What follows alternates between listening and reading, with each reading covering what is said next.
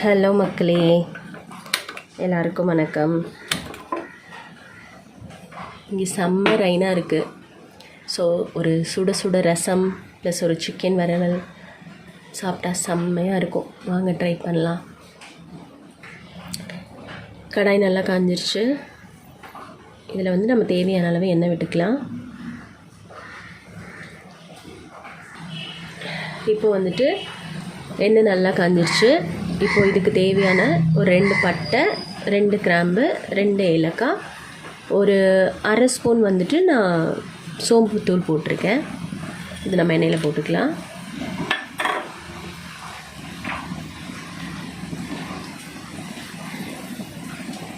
நான் வந்து ஒரு 1.5 வெங்காயம் கட் பண்ணி வச்சுருக்கேன். கொஞ்சம் கருவேப்பிலையை பிச்சு வச்சுருக்கேன். நம்ம இதில் போட்டுக்கலாம்.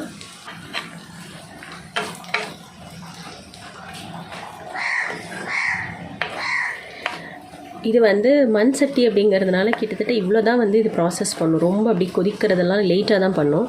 அதனால் எண்ணெய் காயில் அப்படின்லாம் நினைக்க வேண்டாம். ஜஸ்ட் எண்ணெய் சூடானதுலேயும் நீங்கள் வந்து பட்டை சோம்பெல்லாம் போட்டு வெங்காயம் போட ஆரம்பிங்க. அது ப்ராசஸ் பண்ணிவிடும். தென் இதுக்கு தேவையான அளவு இப்போ நம்ம சால்ட் போடலாம். இப்போது இதுக்கு தேவையான உப்பு, நம்ம லாஸ்ட்டாக வந்து உப்பு பத்தலை அப்படின்னா நம்ம அகெயின் வேணால் நம்ம சேர்த்துக்கலாம்.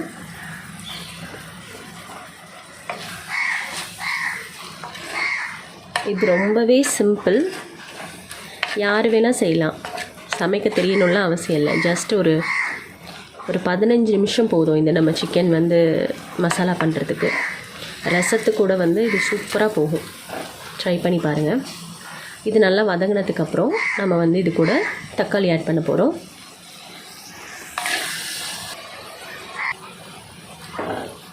இப்போது வெங்காயம் வந்து நல்லா வதங்கிடுச்சு. இதுக்கு மேலே வதங்க வேண்டாம். இந்தளவு வதங்கினா போதும். இந்த ஸ்டேஜில் நான் ஒரு சின்ன சைஸில் 2 தக்காளி கட் பண்ணி வச்சுருக்கேன். இதை போட்டுக்கிறேன்.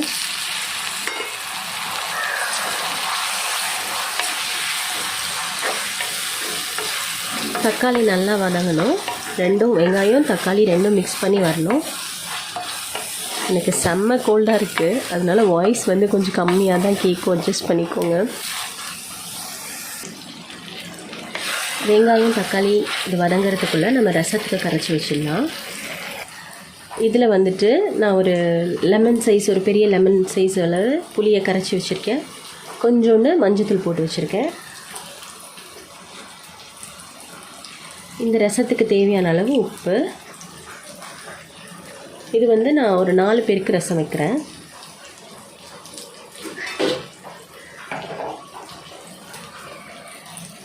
இப்போது நம்ம ரசத்துக்கு அரைச்சி வச்சுருக்க பேஸ்ட் இருக்குல்ல, இதை வந்து நம்ம அந்த புளி தண்ணியில் ஊற்ற போகிறோம்.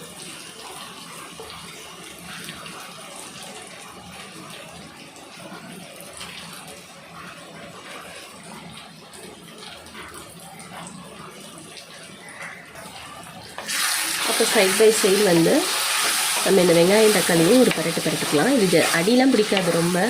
இது மண் சட்டி தானே, ஸோ வந்து ரொம்ப அடி பிடிக்காது. பட் அப்பப்போ மட்டும் நம்ம ஜஸ்ட் ஒரு மிக்ஸ் பண்ணி கொடுத்துக்கலாம்.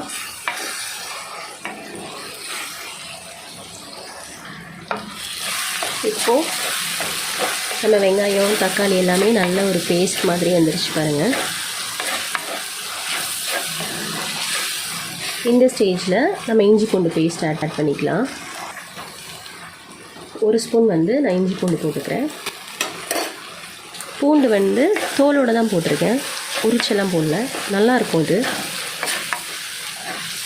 இதோட பச்சை வாசனை போனோன்னே நம்ம இதில் வந்து மஞ்சத்தூள் அண்ட் மிளகாத்தூள் யூஸ் பண்ண போகிறோம். மல்லித்தூள் கிடையாது. கிரேவி மாதிரி வரணுன்னா நம்ம மல்லித்தூள் ஆட் பண்ணலாம். நம்ம வறுவல் மாதிரி தானே பண்ண போகிறோம். ஸோ வந்துட்டு மல்லித்தூள் போட தேவையில்லை.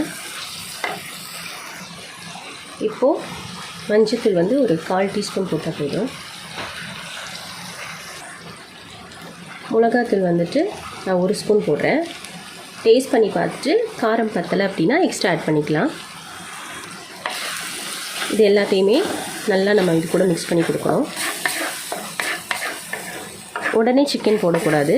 ஒரு நிமிஷம் வந்து இந்த எண்ணெயில் இந்த மிளகாத்தூள் எல்லாமே நல்லா வதங்கணும்.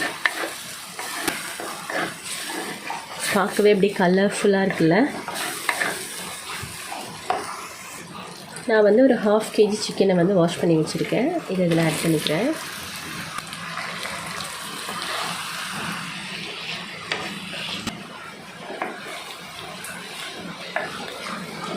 வெளியில் மலையோட சவுண்ட் கேட்குதா? கிளைமேட் சூப்பராக இருக்குது. உங்கள் ஊர்லலாம் எப்படி இருக்குது? சிக்கன் வந்து லைட்டாக தண்ணி விட ஆரம்பிக்கும். அந்த டைமில் நம்ம ஒரு 10 நிமிஷம் இதை வந்து மூடி போட்டு குக் பண்ணோம் அப்படின்னா சிக்கன் ரெடி ஆகிடும். இதில் பெப்பர் வந்து வேணும்னா நம்ம கடைசியாக சேர்த்துக்கலாம். நான் வந்து மிளகு ரசம் தான் பண்ணுறேன், அதனால நான் இதில் இன்றைக்கி பெப்பர் ஆட் பண்ணல. உங்களுக்கு வேணும்னா நீங்கள் சேர்த்துக்கலாம். இப்போ பாருங்கள், சிக்கன் வந்து தண்ணி விட ஆரம்பிக்குது.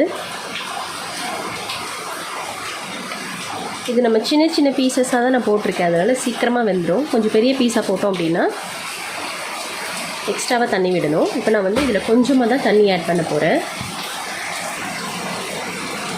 வெளியில் செம்ம மழை பெய்யுது, என்னோடய வாய்ஸ் சுத்தமாக கேட்காதுன்னு நினைக்கிறேன்.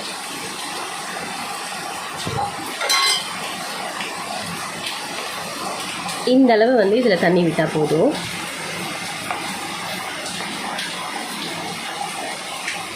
இவ்வளோதான். இந்த ஸ்டேஜில் வந்துட்டு உப்பு பத்தலை அப்படின்னா நீங்கள் போட்டுக்கலாம். எனக்கு உப்பு வந்து கரெக்டாக இருக்குது, அதனால் நான் போடலை. இந்த ஸ்டேஜில் இதை மூடி வச்சுக்கலாம். இப்போது நம்ம ரசத்தில் வந்துட்டு புளி கரைச்சி வச்சுருக்கோம். அதில் வந்து மிளகு, ஜீரகம், பூண்டு இதெல்லாம் அரைச்சி வச்ச பேஸ்ட்டை போட்டிருக்கோம். உப்பு அண்ட் மஞ்சத்தூள் போட்டிருக்கோம். இதில் வந்து நான் ஒரு சின்ன சைஸில் 2 தக்காளி, ஆல்ரெடி வந்து நான் அரைக்கும் போது ஒரு தக்காளி போட்டிருக்கேன். ஸோ சில பேர் வந்து ரசத்தை கையால் கரைச்சி விடுவாங்க, பட் நான் வந்து அப்படியே தான் போடுவேன். இது ஆப்ஷனல் தான், வேணும்னா பண்ணிக்கலாம். இப்போ வந்து நம்ம ரசம் தாளிச்சிக்கலாம். இப்போது நம்ம மூடி வச்சு 5 நிமிஷம் ஆயிடுச்சு. பாருங்கள், சிக்கன் நல்லா வேக ஆரம்பிச்சிருச்சு.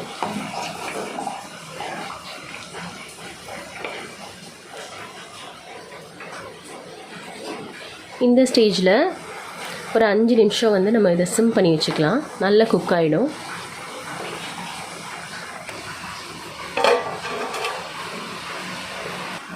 இந்த கடாயில் இப்போ நம்ம ரசம் தாளிச்சிக்கலாம். இதில் வந்து தேவையான அளவு நான் கொஞ்சம் எண்ணெய் விட்டுருக்கேன். இதில் கடுகு போட்டிருக்கேன். இப்போது இதுக்கு தேவையான உளுத்தம்பருப்பு, ரசத்துக்கு நான் 2 காஞ்ச மிளகாய் போடுறேன். இது கூட கருவேப்பிலை. இப்போது இதுக்கு வந்து பெருங்காயத்தூள் போட்டுக்கிறேன். இப்போது நம்ம தாளித்து வச்சுருக்க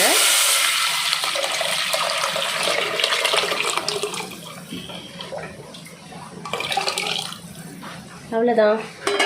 இது கொதிச்சிருச்சுன்னா நம்மளோட ரசம் ரெடி ஆகிடும். கடைசியாக வந்து தேங்காய் பால் யூஸ் பண்ணலாம், அப்படி இல்லைன்னா தேங்காய் துருவல் யூஸ் பண்ணலாம், உங்கள் இஷ்டம் தான். இல்லை எதுவுமே இல்லைனாலுமே ரசம் ரொம்ப சூப்பராக இருக்கும். நான் ஃபஸ்ட்டு சமைக்கும் போது எனக்கு கற்றுக் கொடுத்தது வந்து இந்த ரசம் தான். ரசம் வந்து ரொம்ப பர்ஃபெக்டாக வச்சிட்டோம் அப்படின்னாலே எல்லா சமையலுமே நம்ம நல்லா செஞ்சுருவோம்னு சொல்லுவாங்க.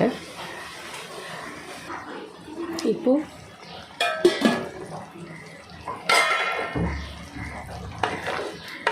சிக்கன் எப்படி குக் ஆகிருக்கு பார்க்கலாம்.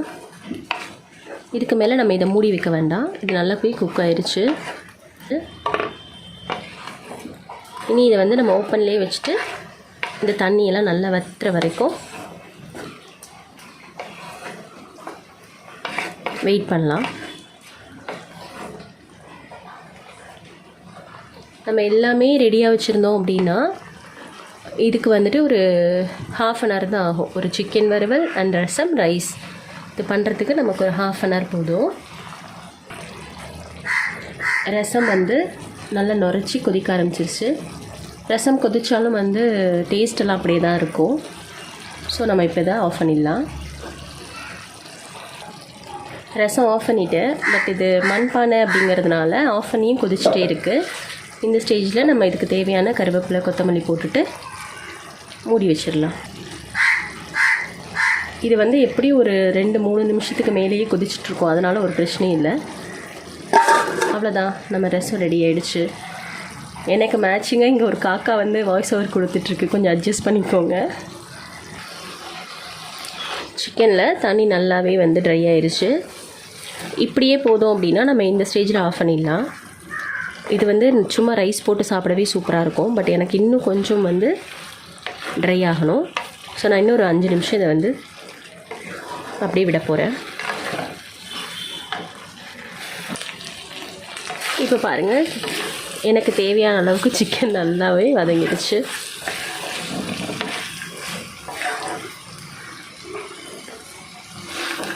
இன்னும் வந்து உங்களுக்கு வறுவல் மாதிரி வேணும்னா இன்னொரு 5 மினிட்ஸ் கூட விடலாம். எனக்கு வந்து இந்த ஸ்டேஜ் போதும். நான் இதை ஆஃப் பண்ணிக்கிறேன். நம்ம ரசம் கூட தான் சாப்பிட போகிறோம். ஸோ நமக்கு இந்த ஸ்டேஜில் இருந்தால் தான் சூப்பராக இருக்கும். இன்னும் ட்ரையாக நம்ம பண்ணோம் அப்படின்னா சிக்கன் வந்து ஹார்ட் ஆகிடும். இப்போ நான் ஆஃப் பண்ணிவிட்டு கருவேப்பிலை கொத்தமல்லி தூவிக்க போகிறேன். நான் வந்து சிக்கன் ஆஃப் பண்ணிவிட்டேன்.